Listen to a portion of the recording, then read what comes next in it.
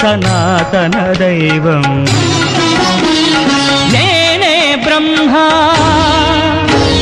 నేనే విష్ణువు, నేనే బ్రహ్మ, నేనే విష్ణువు, నేనే శివుడై నిలబడితే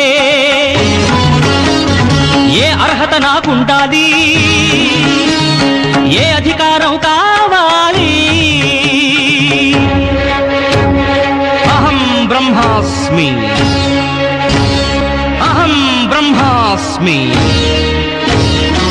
దేహమేరా దేవాలయం, జీవుడే సనాతన